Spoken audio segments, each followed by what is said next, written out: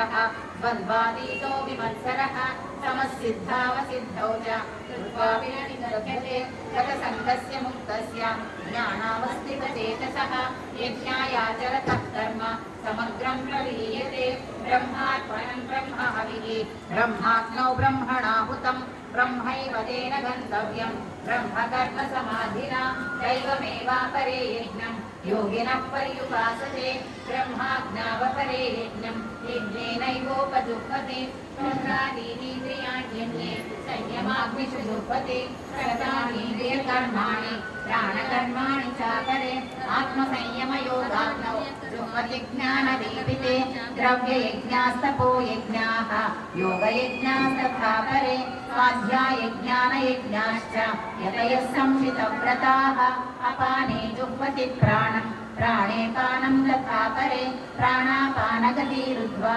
प्राणायामपरायणाः अपरे नियताहाराः प्राणाप्राणेषु जुह्वति सर्वेऽप्येते यज्ञविदः यज्ञक्षपितकल्मषाः यज्ञशिष्टामृतभुजः यान्ति ब्रह्म सनातनं नायं लोकोऽस्ति यज्ञस्य कुतोऽन्यः कुरु सत्तम एवं बहुविधा यज्ञाः वितता ब्रह्मणो मुखे कर्मजां सर्वान् एवं ज्ञात्वा विमोक्ष्यसे श्रेयान् द्रव्यमयात् यज्ञात् ज्ञानयज्ञः परन्तप सर्वं कर्माखिलपार्थ ज्ञाने परिसमाप्यते तद्विद्धि प्रणिपातेन परिप्रश्नेन सेवया उपदेक्ष्यन्ति ते ज्ञानं ज्ञानिनस्तत्त्वदर्शिनः यज्ञात्वा न पुनर्मोहम् एवं यास्यसि पाण्डव येन भूतान्यशेषेण रक्ष्यस्यात्मन्यतो मयि अपि चेतसि पापेभ्यः सर्वेभ्यः पापकृत्तमः सर्वं ज्ञानप्लवेनैव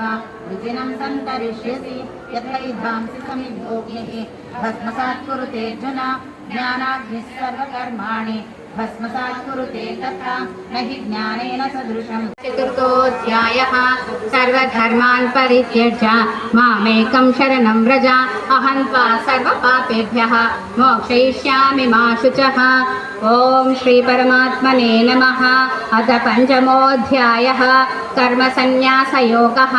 अर्जुन उवाच सन्न्यासं कर्मणां कृष्ण पुनर्योगं च संशसि।